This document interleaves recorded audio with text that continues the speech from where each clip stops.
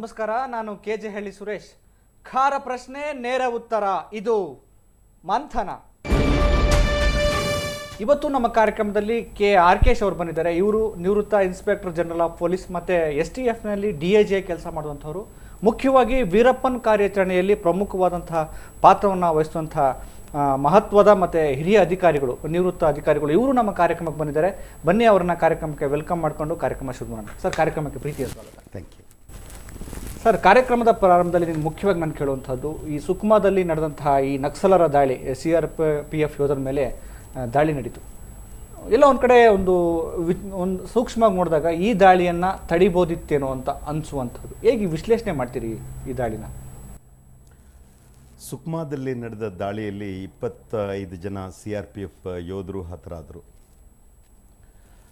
ಈ ಹಿಂದೆ 13 ಜನ, 1910ನೇ ಇಸ್ವಿಯಲ್ಲಿ 76 ಜನ ಯೋಧರು ಹತರಾದರು. ಈ ನಕ್ಸಲೈಟ್ ಆಪರೇಷನಲ್ ಏರಿಯಾ ಏನು ಹೇಳ್ತೀವಿ, LWE, left wing extremist area ಅಂತ ಹೇಳ್ತೀವಿ, ಆ ಏರಿಯಾಗಳಲ್ಲಿ ನಿರಂತರವಾಗಿ CRPFನ ಯೋಧರು ಹತರಾಗ್ತಿದ್ದಾರೆ. ಯಾಕೆ ಇವ್ರು ಹತರಾಗ್ತಿದ್ದಾರೆ? ಇವ್ರಿಗೆ ಟ್ರೈನಿಂಗ್ ಸರಿ ಇಲ್ವೇ? ಇವ್ರಿಗೆ ಇಂಟೆಲಿಜೆನ್ಸ್ ಸಿಗ್ತಾ ಇಲ್ವೇ? ಅಥವಾ ಇವರು ಈ ಸಮಸ್ಯೆಯನ್ನು ಹ್ಯಾಂಡಲ್ ಮಾಡೋದಕ್ಕೆ ಸಕ್ಷಮರಲ್ವೇ ಅನ್ನುವಂತಹ ಪ್ರಶ್ನೆ ಹುಟ್ಟುತ್ತಾ ಇದೆ. ನೀವು ಕೇಳಿದ ಪ್ರಶ್ನೆ, ಅವರು ಹತರಾಗೋದನ್ನು ತಡಿಬಹುದಾಗಿತ್ತೆ? ಇದು ಜನಸಾಮಾನ್ಯರ ಮನಸ್ಸಿನಲ್ಲಿ ಎಲ್ಲರಲ್ಲೂ ಹುಟ್ಟುವಂಥ ಪ್ರಶ್ನೆ. ಖಂಡಿತ ತಡೆಯಬಹುದಾಗಿತ್ತು, ಅಥವಾ ಈ ಕ್ಯಾಶುಯಾಲಿಟಿಗಳನ್ನು ಕಡಿಮೆ ಮಾಡಬಹುದಾಗಿತ್ತು. ಇದಕ್ಕೆ ಸರಳವಾಗಿ ಉತ್ತರ ಹೇಳೋದಾದರೆ, ಈ ಪರಿಸ್ಥಿತಿ ಬಹಳ ಸರಳವಾದದ್ದಲ್ಲ, ತೀರಾ ಕಾಂಪ್ಲೆಕ್ಸ್ ಆದಂತಹ ಪರಿಸ್ಥಿತಿ. ಕಾಂಪ್ಲೆಕ್ಸ್ ಆದರೂ ಅದನ್ನು ಅನಲೈಸ್ ಮಾಡಿ ನೋಡಿದಾಗ, ಯಾಕೆ ಒಂದೊಂದು ಆಪರೇಷನ್ಗಳನ್ನು ಅನಲೈಸ್ ಮಾಡಿ ನೋಡಿದಾಗ ಯಾಕೆ ಈ ಹತ್ಯೆಗಳಾಗ್ತಾ ಇದ್ದಾವೆ, ಅದನ್ನು ತಡೆಯೋದಕ್ಕೆ ಮುಂದಕ್ಕೆ ಏನು ಮಾಡಬಹುದು ಅನ್ನೋದನ್ನು ಆಲೋಚನೆ ಮಾಡಿದಾಗ ನನಗನ್ಸೋದು, ಅಂತಹ ಜಾಗಗಳಲ್ಲಿ ನಾನು ಕೆಲಸ ಮಾಡಿದ್ದೇನೆ. LWE ಏರಿಯಾನಲ್ಲಿ ಸುಮಾರು 10 ವರ್ಷ ಕೆಲಸ ಮಾಡಿದ್ದೇನೆ ನಾನು. ಅಲ್ಲಿ ನನಗನ್ಸೋದು ಏನಂತಂದರೆ, ಇದನ್ನು ತಡಿಬಹುದಾಗಿತ್ತು ಅಥವಾ ಈ ಕ್ಯಾಶುಯಾಲಿಟಿಗಳನ್ನು ಕಡಿಮೆ ಮಾಡಬಹುದಾಗಿತ್ತು. ಹೇಗೆ? ಬಹಳ ಸರಳವಾಗಿ ಹೇಳೋದಾದರೆ, ನಮ್ಮ ಯೋಧರಿಗೆ ಸೂಕ್ತವಾದ ಟ್ರೈನಿಂಗ್ ಕೊಡಬೇಕಾಗಿತ್ತು, ಅವ್ರಿಗೆ ಸೂಕ್ತವಾದ ಎಕ್ವಿಪ್ಮೆಂಟ್ ಕೊಡಬೇಕಾಗಿತ್ತು, ಅವ್ರಿಗೆ ಸೂಕ್ತವಾದ ಓರಿಯೆಂಟೇಷನ್, ಆ ಕೆಲಸಕ್ಕೆ ಬೇಕಾಗಿರುವಂತಹ ಒಂದು ಹುರಿದುಂಬುವಿಕೆ ಮತ್ತು ಅವ್ರಿಗೆ ಆ ಕೆಲಸಕ್ಕೆ ಬೇಕಾದಂತಹ ಪ್ರೋತ್ಸಾಹ ಕೊಟ್ಟು ಆ ಪರಿಸ್ಥಿತಿ. ನೀವು ಹೇಳ್ತಿರುವಾಗ ಅದ್ಯಾವುದು ಆ ಥರದ ವ್ಯವಸ್ಥೆಯನ್ನು ಕಲ್ಪಿಸಿಕೊಡ್ಲಾಗ್ಲಿಲ್ವಾ ಅಂತ CRPF ಪಡೆ?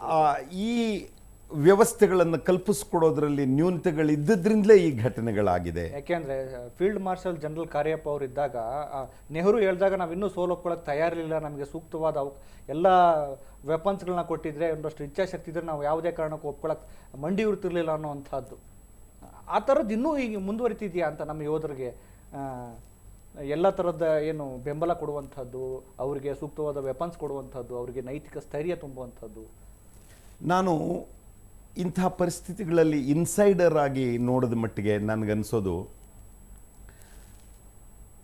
ರಾಜಕೀಯ ಇಚ್ಛಾಶಕ್ತಿ, ಆಫೀಸರ್ಗಳಿಗೆ ಬೇಕಾದಂತಹ ಸೂಕ್ತವಾದ ಅನುಭವ ಮತ್ತು ಅದರ ಪರಿಕಲ್ಪನೆ, ಭವಿಷ್ಯದ ಪರಿಕಲ್ಪನೆ, ಹೇಗೆ ಈ ಪರಿಸ್ಥಿತಿಯನ್ನು ಹ್ಯಾಂಡಲ್ ಮಾಡಬೇಕು ಅಂತ ಅನ್ನೋದಕ್ಕೆ ಬೇಕಾದಂತಹ ಸಂಪೂರ್ಣವಾದ ಒಂದು ನಾಲೆಡ್ಜ್ ಮತ್ತು ಅದಕ್ಕೆ ಬೇಕಾದಂತಹ ವಿಸ್ಡಮ್ ಮತ್ತು ಅದಕ್ಕೆ ಬೇಕಾದಂತಹ ಪ್ರಾಮಾಣಿಕ ಪ್ರಯತ್ನ, ಇವುಗಳಲ್ಲಿ ಎಲ್ಲೋ ಒಂದೊಂದು ಹಂತದಲ್ಲಿ ತಪ್ಪುಗಳಾಗ್ತಿದ್ದಾವೆ.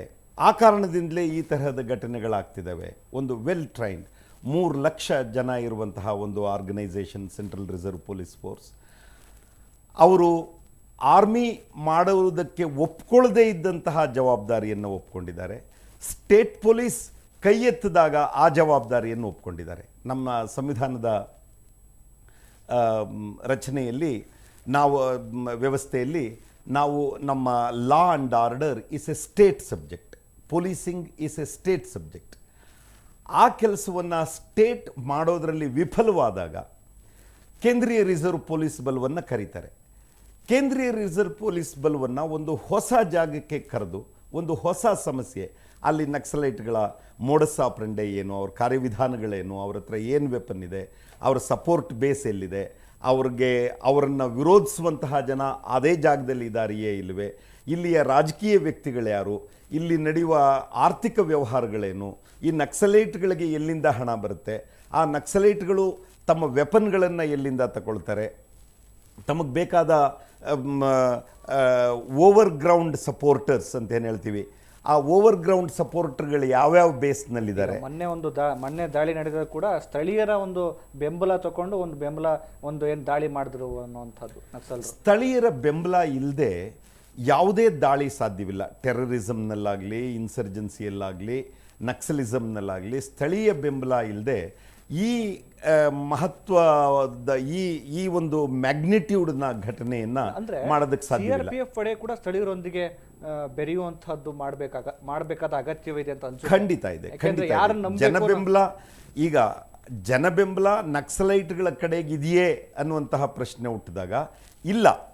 ನಕ್ಸಲೈಟ್ಗಳು ಈ ಜನರ ಬೆಂಬಲವನ್ನ ಫೋರ್ಸ್ ಮಾಡಿ ತಗೊಳ್ತಾ ಇದ್ದಾರೆ ಬಲವಂತದಿಂದ. ಅಂದರೆ ನಿಮ್ಮನ್ನು ಕೊಲ್ತೇವೆ, ಇಟ್ಸ್ ಕೋಯರ್ಸ್ಡ್ ಸಪೋರ್ಟ್. ಈ ಒತ್ತಾಯಪೂರ್ವಕವಾದ ಬಲವಂತವಾದ ಒಂದು ಸಪೋರ್ಟೇ ಹೊರತು ಇಚ್ಛಾಪೂರ್ವಕವಾದ್ದಲ್ಲ. ಇದನ್ನು ಹೇಳಿದಷ್ಟು ಸರಳ ಅಲ್ಲ. ನೋಡಿ, ನಕ್ಸಲಿಸಮ್ ನಡೀತಿರೋದು, ನಕ್ಸಲೈಟ್ ಏರಿಯಾ ಅಂತ ಯಾವುದನ್ನು ಹೇಳ್ತೀವಿ, ಈ ಏರಿಯಾ ಎಲ್ಲೆಲ್ಲಿದೆ, ಬಿಹಾರದಿಂದ ರೆಡ್ ಕಾರಿಡಾರ್ ಅಂತ ಏನು ಹೇಳ್ತೀವಿ, ಬಿಹಾರದಿಂದ ಒರಿಸ್ಸಾ, ಛತ್ತೀಸ್ಗಢ, ಜಾರ್ಖಂಡ್, ಮಹಾರಾಷ್ಟ್ರ, ಆಂಧ್ರ ಪ್ರದೇಶ, ಈ ನೇಪಾಳದಿಂದ ಈ ಭಾರತದ ಕೋಸ್ಟಲ್ ಏರಿಯಾ ತನಕ ಈ ಪ್ರದೇಶ ಏನಿದೆ, ಇದು ಹೆಚ್ಚು ದುರ್ಗಮವಾದ ಬೆಟ್ಟಗುಡ್ಡಗಳು, ಕಾಡು ಇರುವಂತಹ ಪ್ರದೇಶ. ಇಲ್ಲಿ ಹೆಚ್ಚು ಆದಿವಾಸಿಗಳೇ ಇರುವಂತಹ ಜಾಗ. ಈ ಪ್ರದೇಶವನ್ನು ಎಲ್ಲ ರಾಜ್ಯ ಸರ್ಕಾರಗಳು ಬಹಳ ಹಿಂದಿನಿಂದಲೂ ನೆಗ್ಲೆಕ್ಟ್ ಮಾಡಿಕೊಂಡೇ ಬಂದಿದ್ದಾವೆ. ರಸ್ತೆಗಳಿಲ್ಲ, ಎಜುಕೇಷನ್ ಇಲ್ಲ, ಡೆವಲಪ್ಮೆಂಟಲ್ ಆ್ಯಕ್ಟಿವಿಟೀಸ್ ಇಲ್ಲ, ಸ್ಕೂಲ್ಗಳಿಲ್ಲ, ಅಲ್ಲಿ ವೈದ್ಯಕೀಯ ಸೌಲಭ್ಯ ಇಲ್ಲ. ಎಸ್, ಈ ವಿಚಾರವನ್ನು ಮತ್ತೆ ಚರ್ಚೆ ಮಾಡೋಣ. ಈಗ ಮುಖ್ಯವಾಗಿ ಇತ್ತೀಚೆಗೆ ನಡೆದಂತಹ ಒಂದು ಏನು ಘಟನೆ, ಏನು ಸೈನಿಕರ ಮೇಲೆ ಮತ್ತು CRPF ಯೋಧರ ಮೇಲೆ ನಡೀತಿರುವಂತಹ ಘಟನೆಯನ್ನು ಕಂಡು ನೀವು ಒಂದು ಹೇಳಿಕೆ ಕೊಡ್ತೀರಿ, ನನ್ನ ರಕ್ತ ಕುದೀತಾ ಇದೆ ಅನ್ನುವಂಥದ್ದು. ಯಾಕೆಂದರೆ ಸುಮಾರು 37 ವರ್ಷಗಳ ಕಾಲ CRPFನೊಂದಿಗೆ ತುಂಬ ಭಾವನಾತ್ಮಕ ನಂಟನ್ನು ಇಟ್ಕೊಂಡಿರುವಂತಹ ನಾನು ಈ ಥರದ ದಾಳಿಗಳಾದಾಗ ನನಗೆ ತುಂಬ ಒಂದಷ್ಟು ರಕ್ತ ಕುದ್ದು ನನ್ನ ಮನಸ್ಸು ಸೆಟೆದು ನಿಲ್ಲುತ್ತೆ ಅನ್ನುವಂಥದ್ದು. ಈ ಥರದನ್ನು ಈ ದಾಳಿಗಳನ್ನು, ಪೂರ್ವವ್ಯವಸ್ಥಿತ ದಾಳಿಗಳನ್ನು ಏನು ತಡೆಯೋದಕ್ಕೆ ಅಥವಾ ದಾಳಿಗಳು ಬರೋದಕ್ಕೆ ಮುಂಚೆ ಯಾವುದೇ ತಯಾರಿಗಳನ್ನ ಮಾಡ್ಕೊಳ್ದಿರುವಂಥ ಸ್ಥಿತಿಯಲ್ಲಿ CRPF ಇದೆ ಅಂತ ಅನಿಸುತ್ತಾ ನಿಮಗೆ? ನನ್ನ ರಕ್ತ ಯಾಕೆ ಕುದಿಯುತ್ತೆ ಅಂತ ಅಂದರೆ,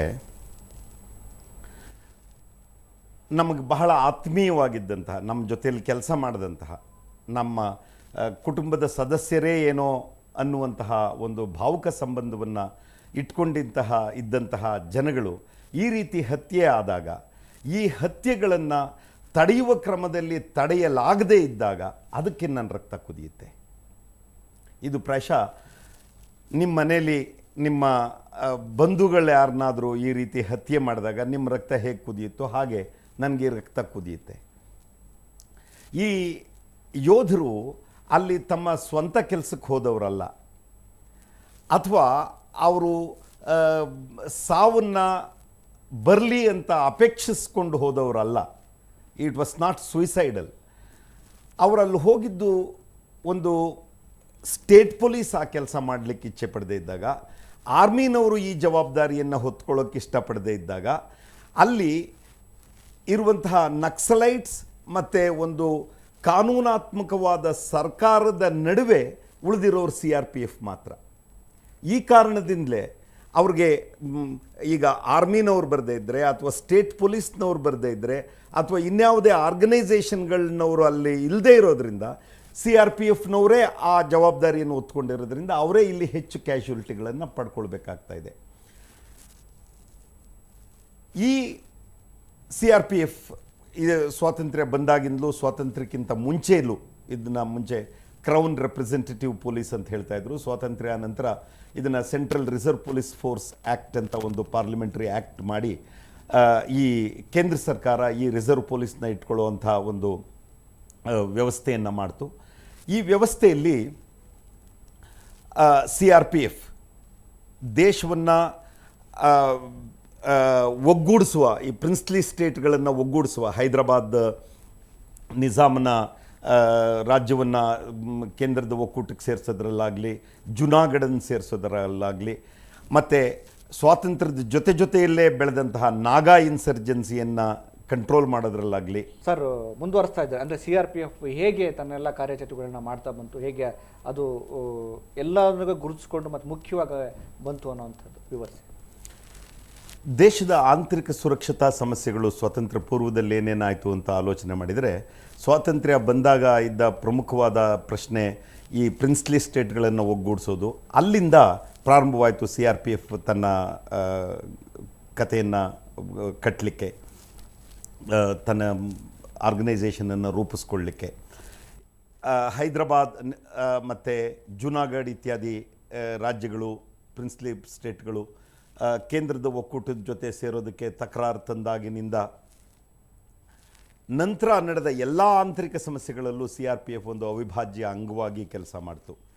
ನಾಗಾ ಇನ್ಸರ್ಜೆನ್ಸೀಸ್ ಶುರುವಾದಾಗ 1947 ಆಗಸ್ಟ್ 14-15 ರಾತ್ರಿ 12 ಗಂಟೆಗೆ ಇಡೀ ದೇಶ ಸ್ವಾತಂತ್ರ್ಯ ಸಂಭ್ರಮದಲ್ಲಿದ್ದಾಗ ನಾಗಾಲ್ಯಾಂಡ್ ಇದನ್ನು ಬ್ಲ್ಯಾಕ್ ಡೇ ಆಗಿ ಅಬ್ಸರ್ವ್ ಮಾಡ್ತು. ಅದನ್ನು ನಿಯಂತ್ರಿಸೋದಕ್ಕೆ CRP ಅವತ್ತಿನಿಂದ ಇವತ್ತಿನ ತನಕ ಅಲ್ಲಿದೆ. ಎಂಟೈರ್ ನಾರ್ತ್ ಈಸ್ಟರ್ನ್ ಇನ್ಸರ್ಜೆನ್ಸಿಯನ್ನು ಹ್ಯಾಂಡಲ್ ಮಾಡ್ತು. ಪಂಜಾಬ್ ಅಜಿಟೇಷನ್ನ ನಿಯಂತ್ರಿಸೋದ್ರಲ್ಲಿ ಬಹಳ ಮಹತ್ವಪೂರ್ಣವಾದ ಪಾತ್ರವನ್ನು ವಹಿಸ್ತು. ಕಾಶ್ಮೀರಿ ಟೆರರಿಸಮ್ನ ನಿಯಂತ್ರಿಸೋದ್ರಲ್ಲಿ ಇವತ್ತಿಗೂ ಬಹಳ ಮಹತ್ವಪೂರ್ಣವಾದ ಕೆಲಸ ಮಾಡ್ತಿದೆ. ಫೈನ್, ನೀವು ಹೇಳ್ತಾ ಇದ್ರಿ ಈ ಥರದ ಏನು ಮೊನ್ನೆ ನಡೆದ ಘಟನೆಗಳು, ಯೋಧರ ಮೇಲೆ ನಡೆದಂತಹ CRPF ನಡೆದಂತಹ ಘಟನೆಗಳನ್ನು ಕಂಡು ತುಂಬ ಆಕ್ರೋಶಭರಿತರಾಗಬೇಕು. ಯಾಕಂದರೆ ಒಂದು ನಂಟಿರುವಂಥದ್ದು. ಎಲ್ಲೋ ಒಂದು ಕಡೆ ಯೋಧರ ಮೇಲೆ ನಡೆಯುವಂತಹ ಈ ದಾಳಿಗಳ ವಿಚಾರದಲ್ಲಿ ಕೇಂದ್ರ ಸರ್ಕಾರ ಪ್ರಮುಖವಾದ ಕಾರಣ ಆಗುತ್ತೆ. ಎಲ್ಲೋ ಒಂದು ಕಡೆ ಅಂದರೆ ಕೇಂದ್ರ ಸರ್ಕಾರದ ಅಥವಾ ನಾಯಕತ್ವದ ಕೊರತೆ, ರಕ್ಷಣಾ ಇಲಾಖೆಯಲ್ಲಿರುವಂತಹ ಕಾರ್ಯತಂತ್ರಗಳ ಕೊರತೆ ಎಲ್ಲೋ ಒಂದು ಕಡೆ ಕಾಣುತ್ತೆ ಅನ್ನುವಂಥದ್ದು. ಹೌದು, ಕೇಂದ್ರೀಯ ರಿಸರ್ವ್ ಪೊಲೀಸ್ ಕೇಂದ್ರ ಸರ್ಕಾರದ ಅಧೀನದಲ್ಲಿ ಕೆಲಸ ಮಾಡುವಂಥದ್ದು. ರಾಜ್ಯ ಸರ್ಕಾರಗಳಿಗೆ ಅವರ ರಿಕ್ವಿಸಿಷನ್ನ ಆಧಾರದ ಮೇಲೆ ಕೇಂದ್ರ ಕಳಿಸ್ಕೊಡುತ್ತೆ. ನೇರವಾಗಿ ಇದರ ಆರ್ಗನೈಸೇಷನ್, ಮ್ಯಾನೇಜ್ಮೆಂಟ್ ಮತ್ತು ಅದರ ಜವಾಬ್ದಾರಿ ಕೇಂದ್ರದ ಮೇಲೆಯೇ ಇರುತ್ತೆ. ಇದರ ಲೀಡರ್ಶಿಪ್ ಪ್ರಶ್ನೆ ಹೇಳಿದ್ರಿ. ಇದರ ಲೀಡರ್ಶಿಪ್ನಲ್ಲಿ top leadership Indian police service ಆಫೀಸರ್ಸ್ಗಳ ಕೈಯಲ್ಲಿದೆ. ಕಾಡರ್ ಆಫೀಸರ್ಸ್ ಈ IPSನವರ ಸ್ಕೇಲ್ನಲ್ಲೇ ಹುಟ್ಟಿ ಅವರ ಬ್ಯಾಡ್ಜಸ್ ಆಫ್ ರ್ಯಾಂಕನ್ನೇ ಹಾಕ್ಕೊಂಡು ಬರುವ ಕಾಡರ್ ಆಫೀಸರ್ಗಳನ್ನು ಒಂದು ಮಟ್ಟದಲ್ಲಿ ಕೆಳಗಡೆನೇ ಉಳಿದು ಕುಬ್ಜರಾಗುವ ರೀತಿಯಲ್ಲಿ ಮಾಡಿ ಕೆಲವೇ ಕೆಲವು ಸೀನಿಯರ್ ಪೋಸ್ಟ್ಗಳನ್ನು ಅಲ್ಪಾವಧಿಗೆ ಸಿಕ್ಕುವಂತಹ ವ್ಯವಸ್ಥೆ ನಮ್ಮಲ್ಲಿದೆ. ಹೀಗಾಗಿ ಒಂದು ರೀತಿ ಹಲ್ಲು ಕಿತ್ತ ಹಾವನಂತೆ ಮಾಡುವಂಥದ್ದ ಹೇಗೆ ಅಂತೇಳಿ, ಆ ಹಲ್ಲು ಕಿತ್ತ ಹಾವು ಅಲ್ಲದೆ ಇದ್ದರೂ CRPF ಕಾಡರ್ ಆಫೀಸರ್ಸ್ ಈ ತರಹದ ಸಮಸ್ಯೆಗಳನ್ನು ಹೆದರಿಸಿ ಸಂಪೂರ್ಣವಾದ ಅನುಭವ ಪಡ್ಕೊಂಡಿರುವಂತಹವರು ಪಾಲಿಸಿ ಮೇಕಿಂಗ್, ಡಿಸಿಷನ್ ಮೇಕಿಂಗ್ನಲ್ಲಿ ಭಾಗಿಗಳಲ್ಲ. ಇವರು ಟ್ರೈನಿಂಗ್ ಪಾಲಿಸಿ ಆಗಿರಬಹುದು, ವೆಪನರಿ ಆ್ಯಂಡ್ ಟ್ಯಾಕ್ಟಿಕ್ಸ್ ಪಾಲಿಸಿ ಆಗಿರಬಹುದು, ಇವುಗಳಲ್ಲಿ ಇವರು ಸಲಹೆಗಳನ್ನು ಕೊಡಬಹುದೇ ಹೊರತು ನಿರ್ಣಯ ತಗೊಳ್ಳುವಂತಹ ಅಧಿಕಾರ ಸೀನಿಯರ್ ಆಫೀಸರ್ಗಳ ಕೈಯಲ್ಲಿರುತ್ತೆ. ಈ ಸೀನಿಯರ್ ಆಫೀಸರ್ಗಳು ಇಂಡಿಯನ್ ಪೊಲೀಸ್ ಸರ್ವಿಸ್ನಿಂದ ಡೆಪ್ಯುಟೇಷನ್ ಬರ್ತಾರೆ. ಹಲವಾರು ಇಂಡಿಯನ್ ಪೊಲೀಸ್ ಆಫೀಸರ್ಗಳು ತಮ್ಮ ಇಡೀ ಜೀವನದಲ್ಲಿ ಈ ತರಹದ ಇನ್ಸರ್ಜೆನ್ಸಿ ಅಥವಾ ಟೆರರಿಸಮ್ ಅಥವಾ ನಕ್ಸಲೈಟ್ ಸಮಸ್ಯೆಗಳನ್ನು ಜೀವನದಲ್ಲಿ ಒಮ್ಮೆಯೂ ಹೆದರಿಸದೇ ಇರುವಂತಹ ಆಫೀಸರ್ಗಳು ಅನನುಭವಸ್ಥರನ್ನು ಮುಖ್ಯಸ್ಥರನ್ನಾಗಿ ಮಾಡಿದಾಗ ಅವರು ಈ ತರಹದ ಬ್ಲಂಡರ್ಗಳು ಮಾಡೋದು ತೀರಾ ನಿರೀಕ್ಷಿತವಾದದ್ದು. ಈಗ ನೀವು ಹೇಳಿದ ಹಾಗೆ ಈ CRPF ಅನ್ನೋ ಒಂದು ಪಡೆಯನ್ನು ಏನು ನಿರ್ವಹಣೆ ಮಾಡುವಂಥವ್ರು ಅನುಭವ ಮತ್ತು ಸಾಮರ್ಥ್ಯ ಇಲ್ಲದಿರುವಂಥವರು ಅಧಿಕಾರವನ್ನು ಚಲಾಯಿಸ್ಕೊಂಡಾಗ, ಅಧಿಕಾರದಲ್ಲಿ ಕೂತಾಗ ಈ ಥರದ ಸಮಸ್ಯೆಗಳಾಗ್ತವೆ ಅನ್ನುವಂಥದ್ದು. ಖಂಡಿತ ಯಾವುದೇ ಒಂದು ಜವಾಬ್ದಾರಿಯನ್ನು ನಾವು ಒಬ್ರಿಗೆ ವಹಿಸಿದಾಗ ಅವ್ರಿಗೆ ಅದಕ್ಕೆ ಸೂಕ್ತವಾದ ರೆಸ್ಪಾನ್ಸಿಬಿಲಿಟಿ, ಒಂದು ಸೂಕ್ತವಾದ ಅಥಾರಿಟಿ ಮತ್ತು ಅದಕ್ಕೆ ಸೂಕ್ತವಾದ ಪವರನ್ನು ಅವ್ರಿಗೆ ಕೊಡಬೇಕು. ಆಮೇಲೆ ಆ ಜವಾಬ್ದಾರಿಯನ್ನು ನಿಭಾಯಿಸುವುದಕ್ಕೆ ಅನುಭವಸ್ಥರಾದ ಸೂಕ್ತವಾದ ಜನಗಳನ್ನು ಹಾಕಬೇಕು. ಇಲ್ಲಿ ನಮಗೆ ಸರ್ವಿಸ್ ಮುಖ್ಯ ಆಗತ್ತೆಯೇ ಹೊರತು ಯಾರು ಸೂಕ್ತ ಅಂತ ಅನ್ನೋದು ಮುಖ್ಯ ಆಗಲ್ಲ. ಈಗ ಇಂಡಿಯನ್ ಪೊಲೀಸ್ ಸರ್ವಿಸ್ ಆಫೀಸರ್ಸ್ ಇಷ್ಟು ಪರ್ಸೆಂಟ್ ಇರಬೇಕು, DG ಇಂಡಿಯನ್ ಪೊಲೀಸ್ ಸರ್ವಿಸಿಂದಲೇ ಬರಬೇಕು ಇತ್ಯಾದಿ ನಿಯಮಗಳಿರುವಾಗ ನೀವು ಒಬ್ಬ CRPFನ ಆಫೀಸರ್ ಎಷ್ಟೇ ಅನುಭವಸ್ಥನಾಗಿದ್ದರೂ ಎಷ್ಟೇ ದಕ್ಷನಾಗಿದ್ದರೂ ಅವನ ಅನುಭವಗಳು ಅಥವಾ ಅವನ ಸಾಮರ್ಥ್ಯ ಪೂರ್ಣ ಬಳಕೆಗೆ ಬರಲ್ಲ. ಮತ್ತು ಈ ತರಹದ ಸಮಸ್ಯೆಗಳನ್ನು ಯಾವಾಗಲೂ ಹೆದರಿಸದೇ ಇರುವಂತಹ ಬಹಳ ಜನ ನಾನು ಸೀನಿಯರ್ ಆಫೀಸರ್ಗಳನ್ನು ನೋಡಿದ್ದೇನೆ ನನ್ನ ಸರ್ವಿಸ್ನ ಅವಧಿಯಲ್ಲಿ. ಅವರು ಲಾ ಆ್ಯಂಡ್ ಆರ್ಡರ್ ಅವ್ರ ಬೇಸಿಕ್ ಟ್ರೈನಿಂಗ್ನಲ್ಲಿ ಒಂದು ಆ್ಯನ್ಯುವಲ್ ರೇಂಜ್ ಕ್ಲಾಸಿಫಿಕೇಷನಲ್ಲಿ ಫೈರಿಂಗ್ ಮಾಡಿದ್ದಲ್ಲದೆ ನಂತರ ಕೆಲವೊಮ್ಮೆ ಫೈರಿಂಗ್ ರೇಂಜ್ಗೆ ಹೋಗಿ ಫೈರ್ ಮಾಡಿರೋದಲ್ಲದೆ ಅವರ ರಿವಲ್ವಾರ್ನಲ್ಲಾಗಲಿ ಪಿಸ್ಟಲ್ನಲ್ಲಾಗಲಿ ಒಂದು ಸತಿ ಫೈರ್ ಮಾಡದೇ ಇರುವಂತಹ ಆಫೀಸರ್ಗಳು ಕೂಡ ಈ ನಕ್ಸಲಿಸಮ್ ಟೆರರಿಸಮ್ ಎಲ್ಲಿ ದಿನನಿತ್ಯವೂ ಗುಂಡಿನ ಸುರುಮಳೆ ಆಗುತ್ತೋ ಅಂತಹ ಜಾಗದಲ್ಲಿ ಲೀಡರ್ಶಿಪ್ ವಹಿಸ್ಕೊಂಡಾಗ ಹೇಗೆ ಈಗ ಸೂಕ್ತವಾದ ವ್ಯಕ್ತಿ ನಿಮ್ಮ ಪೇಷಂಟನ್ನು ನೀವು ಒಬ್ರಿಗೆ ಹ್ಯಾಂಡ್ಲ್ ಮಾಡಿ ಅಂತ ಬಿಡಬೇಕಾದ್ರೆ ಆ ಸರ್ಜನ್ ಅವನಿಗೆ ಅನುಭವ ಇದೆಯೇ, ಅವನು ಈ ಥರದ ಕೆಲಸಗಳನ್ನು ಮುಂಚೆ ಮಾಡಿದ್ದಾನೆಯೇ, ಅವನಿಗೆ ಅದರಲ್ಲಿ ಜ್ಞಾನ ಇದೆಯೇ ಅನ್ನೋದು ಮುಖ್ಯ ಆಗುತ್ತೆ. ಈ ಥರದ ಅನನುಭವಸ್ಥರು ಅವರ ನಿರ್ಣಯಗಳಿಗೆ ಅವರು ಜವಾಬ್ದಾರರಲ್ಲದೇ ಇರುವಂತಹ ಒಂದು ವ್ಯವಸ್ಥೆ ಇರೋದರಿಂದ ಈ ರೀತಿಯಾದ ಬ್ಲಂಡರ್ಗಳು ನಮ್ಮ ದೇಶದಲ್ಲಿ ನಡೀತಾ ಇದೆ ಅಂತ ಅನ್ನೋದು ನನ್ನ ಕನ್ಸಿಡರ್ಡ್ ಒಪಿನಿಯನ್. ಈ ಮಾತನ್ನು ನಾನು ಬಹಳ ಜವಾಬ್ದಾರಿಯುತವಾಗಿ ಹೇಳ್ತಿದ್ದೀನಿ.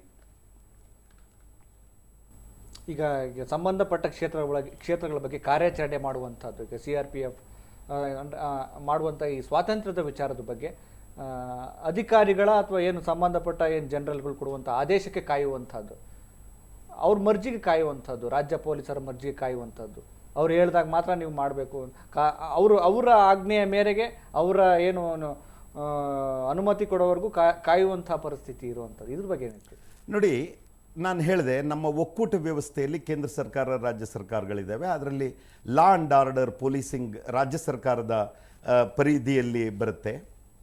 ಕೇಂದ್ರ ಸರ್ಕಾರ ಅವ್ರಿಗೆ ಟ್ರೂಪ್ಗಳ ಅಸಿಸ್ಟೆನ್ಸನ್ನು ಕೊಡುತ್ತೆ.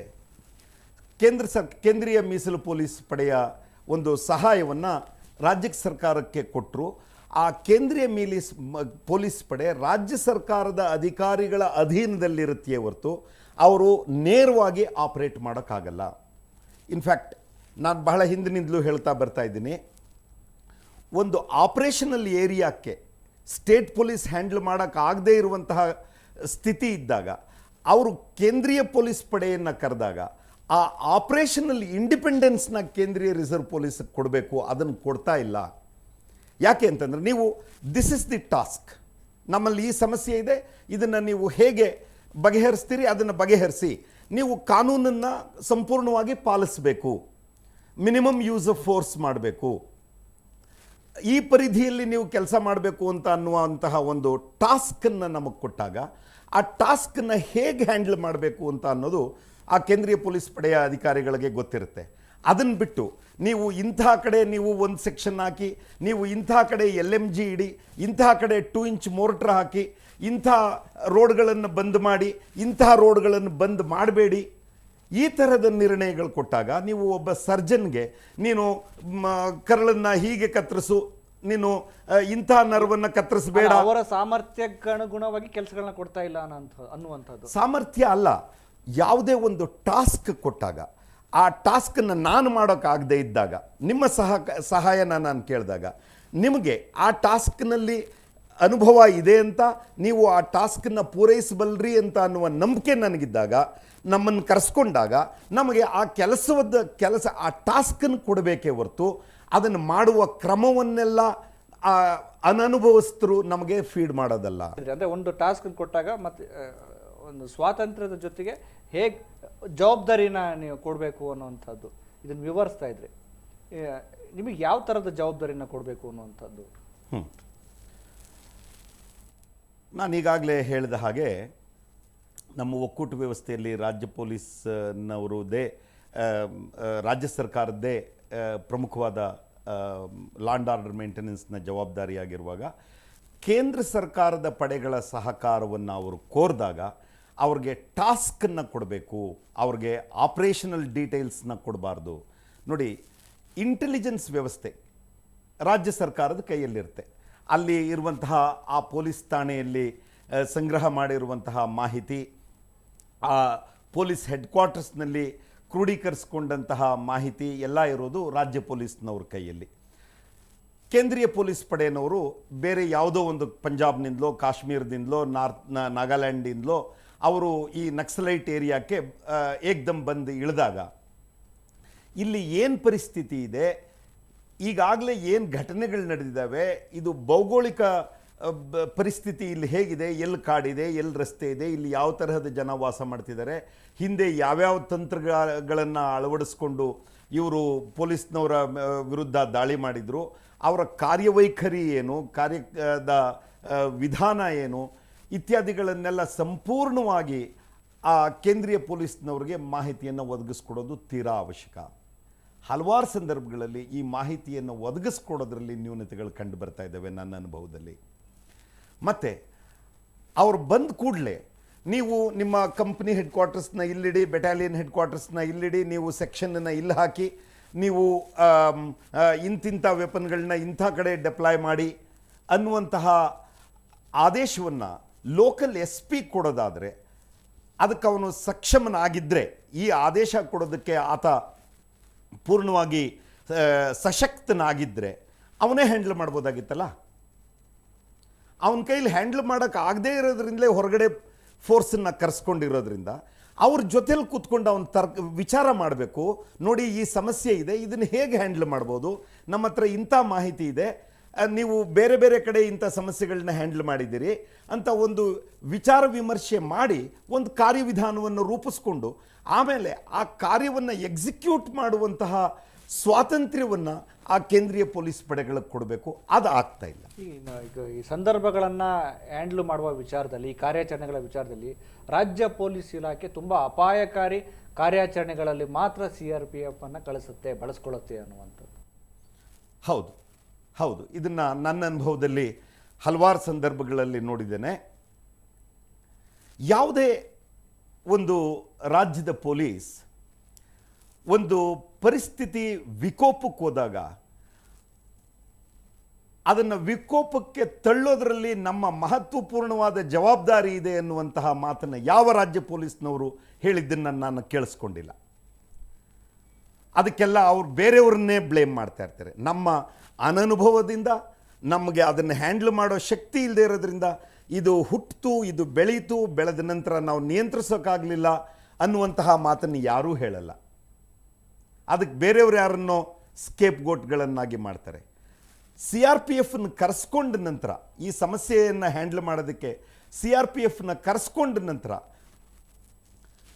ಅಪಾಯಕಾರಿ ಜಾಗಗಳಿಗೆ ಅವರನ್ನು ಕಳಿಸ್ತಾರೆ.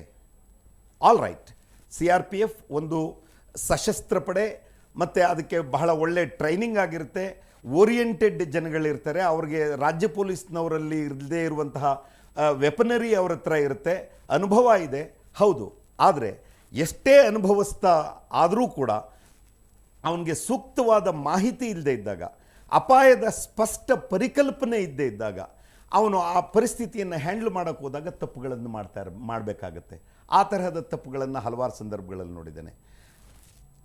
ಹಲವಾರು ಬಾರಿ ಜನ ನನ್ನನ್ನು ಈ ಪ್ರಶ್ನೆ ಕೇಳ್ತಾರೆ, CRPFನವರೇ ಯಾಕೆ ಸಾಯ್ತಾರೆ? ಯಾಕೆ ಅಂತ ಅಂದರೆ, ಅವರು ಆ ಅಪಾಯದ ಜಾಗದಲ್ಲಿ ಅವರೇ ಇರೋರು. ನಾನು ಹೇಳಿದ್ನಲ್ಲ, ಒಂದು ಎಸ್ಟಾಬ್ಲಿಷ್ಡ್ ಗೌರ್ಮೆಂಟ್ ಮತ್ತು ನಕ್ಸಲೈಟ್ಸ್ ನಡುವೆ ಒಂದೇ ಒಂದು ಕೊಂಡಿ ಅಂತ ಅಂದರೆ CRPFನವರು ಕೈ ಎತ್ತಿದ್ರೆ ಅರಾಜಕತೆ ಆಗುತ್ತೆ. ಆ ನಕ್ಸಲೈಟ್, ಈಗ ನೇಪಾಳದಲ್ಲಿ ಹೇಗೆ ನಕ್ಸಲೈಟ್ಸ್ ಸಕ್ಸೀಡ್ ಆದರೂ, ಏನು ಲೆಫ್ಟ್ ವಿಂಗ್ ಎಕ್ಸ್ಟ್ರೀಮಿಸ್ಟ್ಸ್ ಸಕ್ಸೀಡ್ ಆದರೂ, ಅದೇ ಪರಿಸ್ಥಿತಿ ಭಾರತದಲ್ಲೂ ಬಂದು ಬಿಡಬಹುದು. ಪಂಜಾಬನ್ನು ನಿಯಂತ್ರಿಸೋದ್ರಲ್ಲಿ CRPF ಮಹತ್ವಪೂರ್ಣವಾದ ಪಾತ್ರ ವಹಿಸ್ತು. ಸರ್, ಇನ್ನೂ ಮುಖ್ಯವಾಗಿ ಒಂದು ಅಪೇಕ್ಷೆ ಪಡುವಂಥದ್ದು CRPFನ ಅಧಿಕಾರಿಗಳು ಮತ್ತು ಎಲ್ಲರೂ, CRPFಗೆ ಒಂದು ಸ್ವಂತವಾದ ಒಂದು ಇಂಟೆಲಿಜೆನ್ಸ್ ಆಪರೇಷನ್ ಬೇಕು ಅನ್ನುವಂಥದ್ದು. CRPF is not a force meant to gather intelligence. It's a striking force. ಇದು reserve force. Armed police force. Intelligence is A specialised job. Intelligence ಹೋದ ತಕ್ಷಣ ಒಂದು ಜಾಗದಲ್ಲಿ ಶುರು ಮಾಡಿದ ತಕ್ಷಣ ಅಲ್ಲಿ ಒಲೆ ಹಾಕಿ ಅಡುಗೆ ಮಾಡಿದಷ್ಟು ಸುಲಭ ಅಲ್ಲ. ಅದಕ್ಕೆ ವರ್ಷಾನುಗಟ್ಟಲೆ ಮಾಹಿತಿ ಸಂಗ್ರಹ ಮಾಡಬೇಕು. ಉದಾಹರಣೆಗೆ ನಕ್ಸಲಿಸಮ್ನೇ ತಗೊಳ್ಳೋಣ.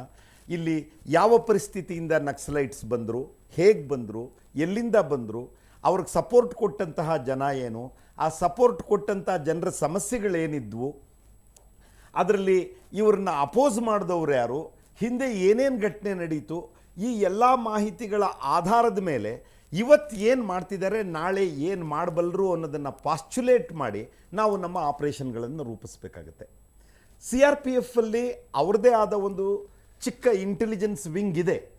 ಆ ಇಂಟೆಲಿಜೆನ್ಸ್ ವಿಂಗ್ ಈ day to day operational data collect ಮಾಡಬಹುದೇ ಹೊರತು ಅದಕ್ಕೆ ಈ ರೀತಿ ಒಂದು ಸ್ಟೇಟ್ ಪೊಲೀಸ್ಗಿರುವಂತಹ ಅಥವಾ IBಗೆ ಇರುವಂತಹ ಅಥವಾ ರಾಗೆ ಇರುವಂತಹ ಡೀಪ್ ಬೇಸ್ CRPFಗೆ ಇಲ್ಲ ಇಂಟೆಲಿಜೆನ್ಸ್ನ ವಿಷಯದಲ್ಲಿ. ಈ ಕಾರಣದಿಂದ CRPF ತನ್ನ ಇಂಟೆಲಿಜೆನ್ಸ್ ಬೇಸನ್ನು ಎಲ್ಲ ರಾಜ್ಯಗಳಲ್ಲೂ ಇಟ್ಕೊಂಡಿರ್ಬೇಕು. ಯಾಕೆ ಅಂತಂದರೆ CRPF ಇಡೀ ದೇಶಕ್ಕೆ ಸೇರಿದ್ದು. ಯಾವ ರಾಜ್ಯದಲ್ಲಿ ಯಾವ್ಯಾವ ತರಹದ ಆರ್ಮ್ಡ್ ರೆಬೆಲಿಯನ್ಗಳು ಶುರುವಾಗ್ತಿದ್ದಾವೆ, ಶುರುವಾಗೋ ಲಕ್ಷಣಗಳಿದ್ದಾವೆ, ಆ ಪ್ರದೇಶದಲ್ಲಿ CRPF ಇರಲಿ ಇರದೇ ಇರಲಿ ಮಾಹಿತಿಯನ್ನು ಮುಂಚೆನೇ ಸಂಗ್ರಹಿಸಿಟ್ಕೊಂಡಿರೋದು ಸೂಕ್ತ. ಆ ಒಂದು ವ್ಯವಸ್ಥೆ ಆಗಬೇಕು ಅನ್ನೋದು ನನ್ನ ಇಚ್ಛೆ. ಇನ್ನು ನೀವು ಕಂಡ ಹಾಗೆ ನೀವು ತುಂಬ ಈ ನಕ್ಸಲ್ ಕಾರ್ಯಾಚರಣೆಯಲ್ಲಿ ತುಂಬ ಹತ್ತಿರದಿಂದ ಆ ಥರದ ಕಾರ್ಯಾಚರಣೆಗಳನ್ನ ನೋಡಿದಂಥವ್ರು, ಭಾಗಿಯಾದಂಥವ್ರು. ಈ ಕರ್ನಾಟಕ ಇರ್ಬೋದು, ಬೇರೆ ಬೇರೆ ರಾಜ್ಯಗಳಲ್ಲಿ ನಕ್ಸಲ್ ಸಮಸ್ಯೆಗಳನ್ನು ಬಗೆಹರಿಸುವಲ್ಲಿ ಸೋತದ್ದು ಎಲ್ಲಿ ಅಂತ ಅನ್ಸುತ್ತೆ ನಿಮಗೆ ಸರ್ಕಾರಗಳು? ನೋಡಿ,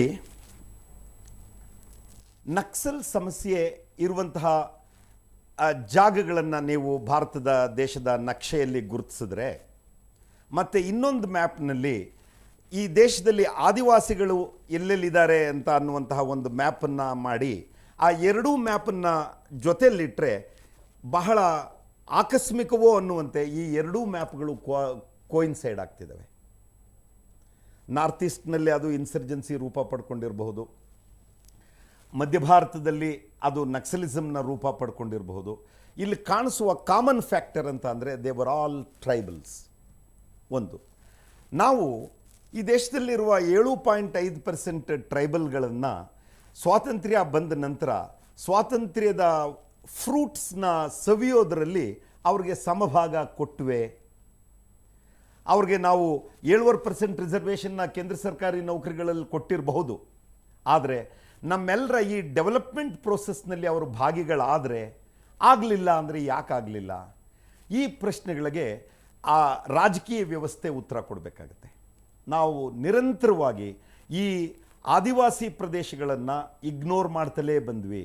ಇವರು ಎಲ್ಲೋ ಕಾಡಿನಲ್ಲಿ ಶಾಂತವಾಗಿದ್ದಾರೆ, ಅವರು ಅದರಲ್ಲೇ ಖುಷಿಯಾಗಿದ್ದಾರೆ, ಅವರ ಹಾಡು ನೃತ್ಯ ಇತ್ಯಾದಿಗಳೆಲ್ಲ ಅವರು ಖುಷಿಯಾಗಿದ್ದಾರೆ, ಅವ್ರಿಗೆ ಈ ಡೆವಲಪ್ಮೆಂಟ್ ಬೇಕಿಲ್ಲ, ಅವ್ರಿಗೆ ರೋಡ್ ಬೇಕಿಲ್ಲ, ಅವ್ರಿಗೆ ವೈದ್ಯ ಬೇಕಿಲ್ಲ, ಅವರಲ್ಲೇ ಅಸ್ತ್ರೌಷಧಿ ಮಾಡಿಕೊಂಡವರು ಬದುಕ್ತಾರೆ, ಲಿವ್ ದೆಮ್ ಫಾರ್ ದೆಮ್ಸೆಲ್ಸ್ ಅಂತ ಅನ್ನುವಂತಹ ಒಂದು ಅಪ್ರೋಚ್ ಬಹಳಷ್ಟು ರಾಜ್ಯ ಸರ್ಕಾರಗಳ ಮತ್ತು ಕೇಂದ್ರ ಸರ್ಕಾರಗಳ ಮನಸ್ಸಿನಲ್ಲಿದ್ದರಿಂದ ಯಾವುದೇ ಪಾಲಿಸಿಗಳನ್ನು ಮಾಡುವಾಗ ಅವರ ಸಮಸ್ಯೆಗಳನ್ನು ಪೂರ್ಣವಾಗಿ ಗ್ರಹಿಸಿ ಅವರನ್ನು ಮೇನ್ ಸ್ಟ್ರೀಮ್ ಜೊತೆ ಮರ್ಜ್ ಮಾಡುವಂತಹ ಕೆಲಸದಲ್ಲಿ ವಿಫಲವಾಗಿದ್ದಾವೆ.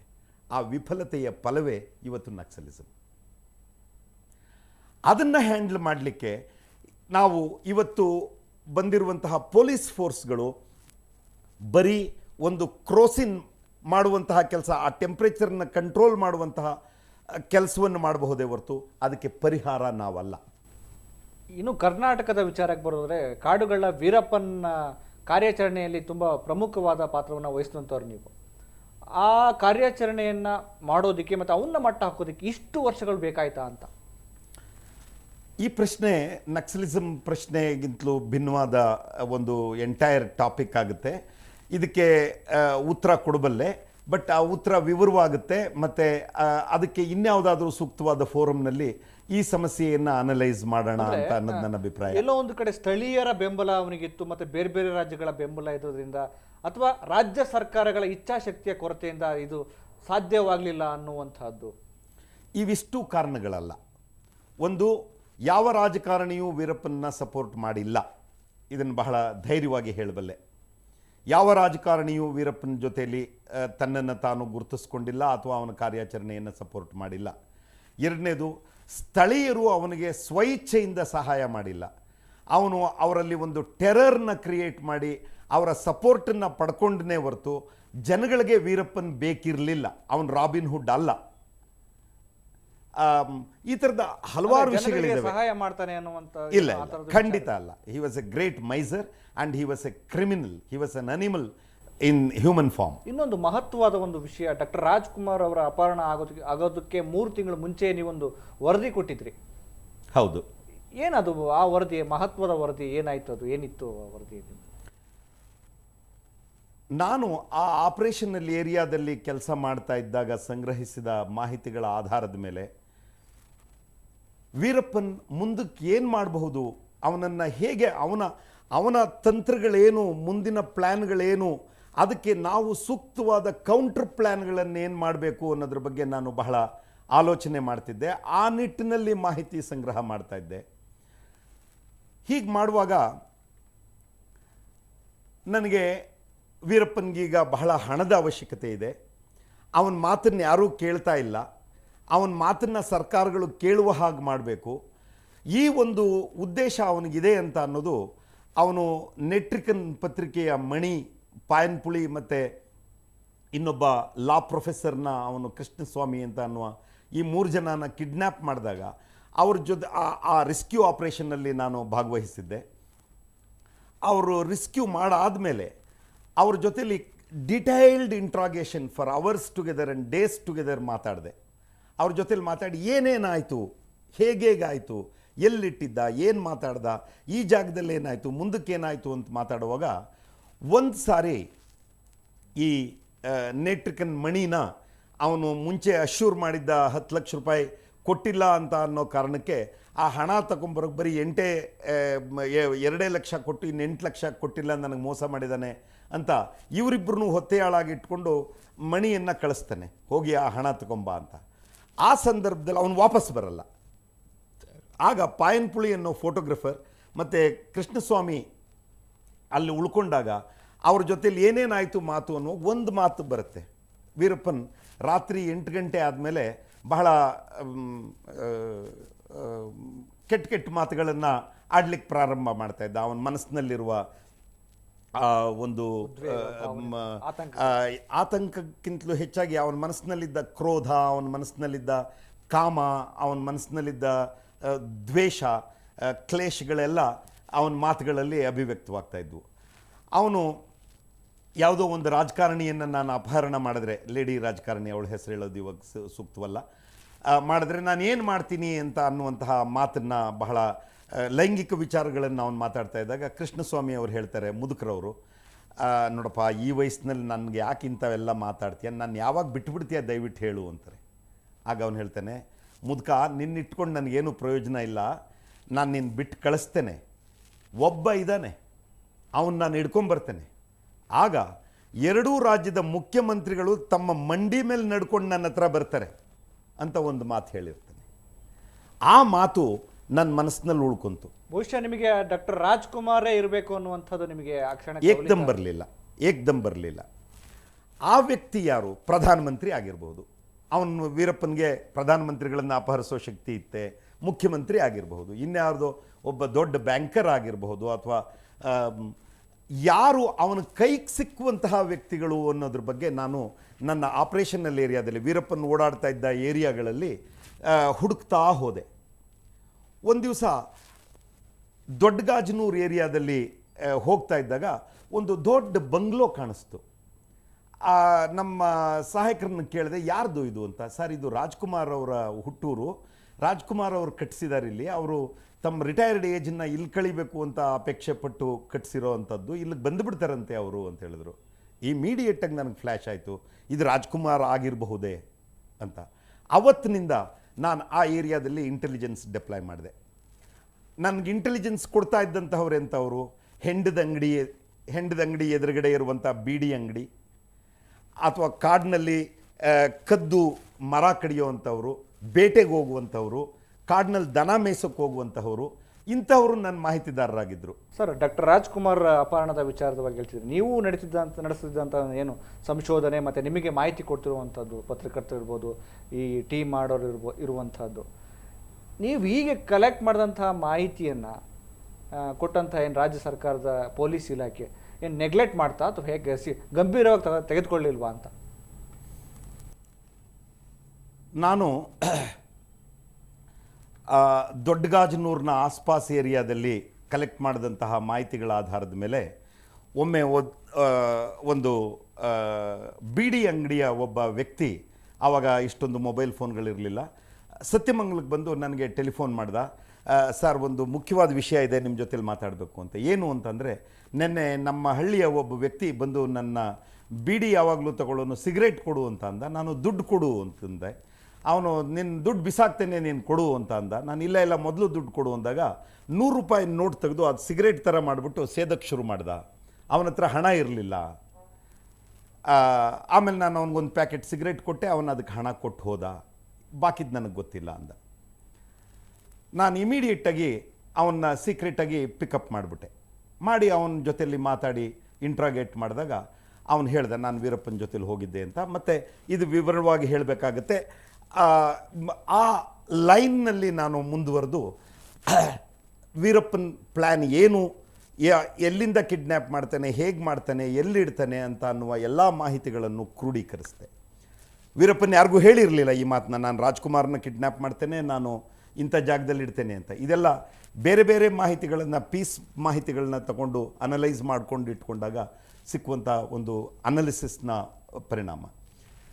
ನಾನು ಈ ಮಾಹಿತಿಯನ್ನು ಡೆವಲಪ್ ಮಾಡಿದ ಕೆಲವೇ ದಿವಸಗಳಲ್ಲಿ ನನಗೆ ಆದೇಶ ಬಂತು, ನೀವು ಕೇಂದ್ರ ಸರ್ಕಾರದ ನೌಕರಿಗೆ ವಾಪಸ್ ಹೋಗಬಹುದು, ನಮ್ಮ ರಾಜ್ಯ ಸರ್ಕಾರದ. ಈ ಹಂತದಲ್ಲಿ ನೀವು ವರದಿ ಕೊಟ್ಟಿರ್ಲಿಲ್ವಾ ಅಥವಾ ಹೀಗಿದೆ ಪರಿಸ್ಥಿತಿ ಹೀಗಿದೆ ಅದನ್ನ ಆ ಟೈಮ್ನಲ್ಲಿ ನಾನು ಯಾರಿಗೂ ವರದಿ ಕೊಡಬೇಕಾಗಿರಲಿಲ್ಲ. ಅದ್ರ ಬಗ್ಗೆ ಆ್ಯಕ್ಟ್ ಮಾಡೋದು ನನಗೆ ಮುಖ್ಯ ಆಗಿತ್ತು. STF ಚೀಫ್ ಜೊತೆಲಿ ನಾನು ಡಿಸ್ಕಸ್ ಮಾಡಿದೆ. ಅವ್ರ ಜೊತೆಲಿ ಅದನ್ನು ಹೇಗೆ ಮಾಡಬಹುದು, ಈ ಮಾಹಿತಿನ ಉಪಯೋಗಿಸ್ಕೊಂಡು ನಾವು ರಾಜ್ಕುಮಾರ್ ಅವ್ರನ್ನ ಕಾನ್ಫಿಡೆನ್ಸಿಗೆ ತಗೊಂಡು ಒಂದು ಡೆಮ್ಮಿ ರಾಜ್ಕುಮಾರ್ ಕ್ರಿಯೇಟ್ ಮಾಡಿ, ರಾಜ್ಕುಮಾರ್ ಇಂಥ ದಿವಸ ಅಲ್ಲಿಗೆ ಬರ್ತಾರೆ ಅಂತ ಅನ್ನೋ ಕಾರ್ಯಕ್ರಮ ಕೊಟ್ಟು, ಆಗ ಅವನು ಬಂದಾಗ ರಸ್ತೆಯಲ್ಲಿ ಅವನ್ನ ಆಂಬುಷ್ ಮಾಡಿ ವೀರಪ್ಪನ ಆಪರೇಷನ್ ಕ್ಲೋಸ್ ಮಾಡೋ ಪ್ಲ್ಯಾನ್ ನಂದಾಗಿತ್ತು. ಅನ್ಫಾರ್ಚುನೇಟ್ಲಿ ಅದಕ್ಕೆ ಅವಕಾಶ ಆಗಲಿಲ್ಲ. ನಾನು ಯಾವಾಗ ಹೇಳಿದೆ, ಒಬ್ಬ ಸಕ್ಷಮವಾದ ಆಫೀಸರ್ಗೆ ತನ್ನ ಆಪರೇಷನಲ್ ಏರಿಯಾದಲ್ಲಿ ಲಿಬರ್ಟಿ ಇಲ್ಲದೆ ಇದ್ದಾಗ ಎಂತಹ ಬ್ಲಂಡರ್ಸ್ ಆಗಬಹುದು ಅನ್ನೋದಕ್ಕೆ ಇದೊಂದು ಕಾರಣ. ಅವತ್ತು STF ಚೀಫ್ ಆಗಿದ್ದಂತಹ ವ್ಯಕ್ತಿ ಕೊಟ್ಟಂಥ ಉತ್ತರನ ನಾನು ನಿಮ್ಗೆ ಹೇಳಿದ್ರೆ ಯಾವುದೇ ಕನ್ನಡಿಗ ಇವತ್ತು ಬಹಳ ಕ್ರೋಧಗೊಳ್ತಾನೆ. ಅವ್ರು ಹೇಳಿದ್ರು, ರಾಜ್ಕುಮಾರ್ನ ಹಿಡ್ಕೊಂಡು ಹೋಗ್ಲಿ ಬಿಡ್ರಿ, ಆಗ STFನ ಮಹತ್ವ ಏನು ಅನ್ನೋದು ಎಲ್ರಿಗೂ ಗೊತ್ತಾಗುತ್ತೆ. ಅಂದರೆ ಎಷ್ಟು ಒಬ್ಬ ನಟನ ಬಗ್ಗೆ ಮತ್ತು ಒಂದು ದಕ್ಷ ಅಧಿಕಾರಿಯಾಗಿ ಮಾತನಾಡುವಂಥ ಮಾತುಗಳೇ ಇಲ್ಲದೆ ಇರುವಂಥ ಅಧಿಕಾರಿಗಳು ಬಂದರೆ, that is the most unfortunate situation. Yes. ಇನ್ನು ನಕ್ಸಲರ ವಿಚಾರಕ್ಕೆ ಬರೋದಾದರೆ, ನಮ್ಮ ದೇಶವನ್ನು ಮತ್ತು ಕರ್ನಾಟಕವನ್ನು ಇರ್ಬೋದು, ಬೇರೆ ಬೇರೆ ಪ್ರಮುಖ ಭಾಗಗಳನ್ನು ಕಾಡ್ತಿರುವಂಥದ್ದು ದೊಡ್ಡ ಈ ನಕ್ಸಲರ ಕೆಂಪು ಹಾದಿಗಳು. ಇವ್ರನ್ನ ಮಟ್ಟ ಹಾಕೋದಕ್ಕೆ ಅಥವಾ ನಕ್ಸಲ್ ಹಾದಿಗಳನ್ನು ನಿರ್ನಾಮ ಮಾಡೋದಕ್ಕೆ ಯಾಕೆ ಸಾಧ್ಯ ಆಗ್ತಿಲ್ಲ ಅನ್ನೋಂಥದ್ದು, ಏನೆಲ್ಲ ಕಾರ್ಯಾಚರಣೆಗಳು ಇರ್ತವೆ ಆ ನಕ್ಸಲರ ದಾರಿಯಲ್ಲಿ, ನಿಮ್ಮ ಯೋಜನೆಗಳು ಮತ್ತು ನಿಮ್ಮ ಕಾರ್ಯಾಚರಣೆಗಳು? ನಕ್ಸಲೈಟ್ ಸಮಸ್ಯೆ ಒಂದು ಸಾಮಾಜಿಕ, ಆರ್ಥಿಕ, ರಾಜಕೀಯ ಡೈಮೆನ್ಷನ್ಗಳಿರುವಂತಹ ಒಂದು ಸಮಸ್ಯೆ.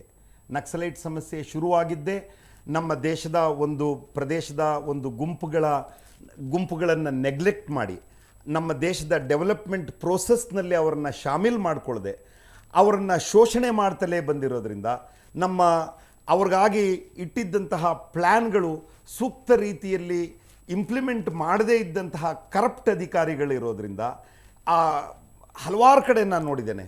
ಒಂದು ನಕ್ಸಲೈಟ್ ಏರಿಯಾ, ಒಂದು ಆದಿವಾಸಿ ಏರಿಯಾದಲ್ಲಿ ಒಂದು ರಸ್ತೆ ಮಾಡಬೇಕು ಅಂತ, ಆ ರಸ್ತೆ ಆಗಿದೆ, ಬಿಲ್ ಡ್ರಾ ಆಗಿರುತ್ತೆ, ಅಲ್ಲಿ ರಸ್ತೆನೇ ಇರಲ್ಲ. ಇಂಥ ಈ ರಾಜಕಾರಣಿ ಮತ್ತು ಬ್ಯೂರೋಕ್ರಾಟ್ಗಳ ನಡುವೆ ಇರುವಂತಹ ಇದು ಆದಿವಾಸಿಗಳಿಗೆ ಎಲ್ಲೋ ಒಂದು ಆಫೀಸ್ನಲ್ಲಿ ಇದೊಂದು ಸ್ಯಾಂಕ್ಷನ್ ಆಗಿತ್ತು, ಇದು ಇಂಥದ್ದಾಗಲಿಲ್ಲ ಇಲ್ಲಿ ಅಂತ ಕೇಳುವಂತಹ ನಾಲೆಡ್ಜ್ ಆಗಲಿ ಶಕ್ತಿ ಆಗಲಿ ಇಲ್ಲ. ಇದೇ ತರಹದ ಡೆವಲಪ್ಮೆಂಟಲ್ ಪ್ರಾಜೆಕ್ಟ್ಸ್, ಅಲ್ಲಿ ಒಬ್ಬ ಡಾಕ್ಟ್ರನ್ನ ಪೋಸ್ಟ್ ಮಾಡ್ತಾರೆ, ಅವನ ಆ ಹಳ್ಳಿಗೆ ಹೋಗೇ ಇರೋದಿಲ್ಲ, ಅವನು ಇನ್ನೆಲ್ಲೋ ಕೂತ್ಕೊಂಡು ಸಂಬಳ ತಗೊಳ್ತಾ ಇರ್ತಾನೆ, ಅವನ ಹಿರಿಯ ಅಧಿಕಾರಿಗಳಿಗೆ ಹಣ ಕೊಡ್ತಾ ಇರ್ತಾನೆ. ಈ ಥರದ ಹಲವಾರು ಘಟನೆಗಳು ನನ್ನ ಕಾರ್ಯಕ್ಷೇತ್ರದಲ್ಲಿ ಗಮನಕ್ಕೆ ಬಂದಿದ್ದಾವೆ. ರಕ್ಷಣಾ ಇಲಾಖೆಯಲ್ಲೂ ಭ್ರಷ್ಟತೆ ಇರುವಂಥದ್ದು, ಅವ್ಯವಹಾರ ಇದೆ ಅನ್ನುವಂಥದ್ದು ರಕ್ಷಣಾ ಇಲಾಖೆಯಲ್ಲ ನಾನು ಹೇಳ್ತಾ ಇರೋದು, ಈ ಡೆವಲಪ್ಮೆಂಟಲ್ ಪ್ರೋಸೆಸ್ನಲ್ಲಿ ಈ ಥರದ ಸ್ಥಿತಿ ಆದಾಗ ಆ ನಕ್ಸಲೈಟ್ ನೋಡ್ತಾನೆ ನೋಡಿ, ಇದು ನಕ್ಸಲಿಸಮ್ ಯಾವ ಜಾಗದಲ್ಲಿ ಬೆಳೆಯುತ್ತೆ ಅಂತ ಅಂದರೆ, ನಕ್ಸಲಿಸಮ್ನ ಬೀಜ ಎಲ್ಲಿ ಅಂಡರ್ ಡೆವಲಪ್ಮೆಂಟ್ ಇರುತ್ತೋ, ಎಲ್ಲಿ ಶೋಷಣೆ ಇರುತ್ತೋ, ಎಲ್ಲಿ ಹೆಚ್ಚು ಕರಪ್ಷನ್ ಇರುತ್ತೋ, ಎಲ್ಲಿ ಜನರಿಗೆ ಅನ್ಯಾಯ ಆಗ್ತಾ ಇದೆಯೋ, ಆ ಅನ್ಯಾಯವನ್ನು ಸಹಿಸೋದಕ್ಕೆ ಆ ಜನಗಳಿಗೆ ಆಗ್ತಾ ಇಲ್ವೋ ಅಂತಹ ಜಾಗದಲ್ಲಿ ನಕ್ಸಲೈಟ್ ಹೋಗ್ತಾನೆ. ಅವನು ಹೋಗಿ ನನ್ನ ಹತ್ರ ಒಂದು ಬೀಜ ಮಂತ್ರ ಇದೆ, ಅದನ್ನು ಹಾಕಿದರೆ ನಿಮ್ಮ ಸಮಸ್ಯೆ ಬಗೆಹರಿಯುತ್ತೆ ಅಂತ ಅವನು ಒಂದು ಕನಸನ್ನು ಅವ್ರ ಮನಸ್ಸಿನಲ್ಲಿ ಹುಟ್ಟಿಸಿ ನೀವೆಲ್ಲ ನನ್ನ ಜೊತೆಲಿ ಬಂದರೆ ನಾನು ನಿಮ್ಮನ್ನು ಮುಕ್ತಿಗೊಳಿಸುವ ಸೂತ್ರ ನನ್ನ ಹತ್ರ ಇದೆ ಅಂತ ಅವರನ್ನು ಆರ್ಗನೈಸ್ ಮಾಡ್ತಾನೆ. ಈ ಕರಪ್ಟ್ ಅಧಿಕಾರಿಗಳ ಬಗ್ಗೆ, ರಾಜಕಾರಣಿಗಳ ಬಗ್ಗೆ ಅವನು ಇನ್ನೊಂದಷ್ಟು ಉಪ್ಪು ಹುಳಿ ಹಾಕಿ ಅವ್ರಿಗೆ ಅದನ್ನು ಉಣಬಡಿಸ್ತಾನೆ. ನಂತರ ಅವ್ರಿಗೆ ಆರ್ಮ್ಸ್ ಟ್ರೈನಿಂಗ್ ಕೊಡ್ತಾನೆ, ಆರ್ಗನೈಸ್ ಮಾಡ್ತಾನೆ, ಇಂಟೆಲಿಜೆನ್ಸ್ ಸೆಟಪ್ ಬಿಲ್ಡ್ ಮಾಡ್ತಾನೆ. ಆ ಟೈಮ್ನಲ್ಲಿ ಪೊಲೀಸ್ ಎಚ್ಚರಗೊಳಿಸಿ ಅವ್ರನ್ನ ನಿಯಂತ್ರಿಸೋಕೆ ಹೋದಾಗ ಅವ್ರ ಮೇಲೆ ಆರ್ಮ್ಡ್ ಆ್ಯಕ್ಷನ್ ಶುರುವಾಗುತ್ತೆ. ಅದು ಒಂದು ಸತಿ ಶುರು ಆದಮೇಲೆ ಪೊಲೀಸ್ನವ್ರು ಹೋಗ್ತಾರೆ, ಇನ್ಯಾರ್ಯಾರೋ ಅಮಾಯಕರನ್ನ ಅರೆಸ್ಟ್ ಮಾಡ್ತಾರೆ, ಅವ್ರಿಗೆ ಕ್ಲೂ ಇರಲ್ಲ. ಇಂತಹ ಸ್ಥಿತಿಯಲ್ಲಿ ನಕ್ಸಲಿಸಮ್ ಮುಂದಕ್ಕೆ ಬೆಳ್ಕೊಂಡು ಹೋಗ್ತಾ ಇರುತ್ತೆ. ನೀವು ಕೆಲವು ಈ ಮತೀಯ ಗಲಭೆ ಇರ್ಬೋದು, ನಕ್ಸಲಿಸಮ್ ಮತ್ತು ಟೆರರಿಸಮ್ ಇರ್ಬೋದು, ಈ ಮೂರು ಏನು ಪ್ರಕರಣಗಳಲ್ಲಿ ಅಥವಾ ಈ ಮೂರು ವಿಷಯಗಳಲ್ಲಿ ಕೆಲಸ ಮಾಡಿದಂಥ ಅನುಭವ ಇದೆ. ಇವು ದೇಶಕ್ಕೆ ಮಾರಕವಾಗಿರುವಂಥ ಮುಖ್ಯ ಅಂಶಗಳು. ಇವುಗಳನ್ನು ಹೇಗೆ ನಿಭಾಯಿಸ್ಬೋದು ಅಂತ ಹೇಳ್ತೀರಿ ನಿಮ್ಮ ಅನುಭವದ ಆಧಾರದ ಮೇಲೆ? ಇವು ಮೂರೂ ತೀರಾ ಪ್ರಮುಖವಾದ ಸಮಸ್ಯೆಗಳು. ಮೂರಕ್ಕೂ ಅವರದ್ದೇ ಆದ ಡೈಮೆನ್ಷನ್ ಪರಿಧಿಗಳಿರುತ್ತೆ. ಇವತ್ತು ನಕ್ಸಲಿಸಮ್ ಬಗ್ಗೆನೇ ನಾನು ಹೇಳ್ತೇನೆ, ಅದನ್ನು ಬೇರೆ ಒಂದು ಚರ್ಚೆಯಲ್ಲಿ ನಾವು ಮೂರನ್ನು ಹೇಗೆ ನೀವು ನೋಡಿ. ಎಲ್ಲಿ ಅನ್ಯಾಯವಿದೆಯೋ ಅಲ್ಲಿ ಅಶಾಂತಿ ಇರುತ್ತೆ, ಶಾಂತಿ ಎಲ್ಲಿರಲ್ವೋ ಅಲ್ಲಿ ಪ್ರಗತಿ ಇರಲ್ಲ. ಪ್ರಗತಿಗೆ ನ್ಯಾಯ ಮುಖ್ಯ,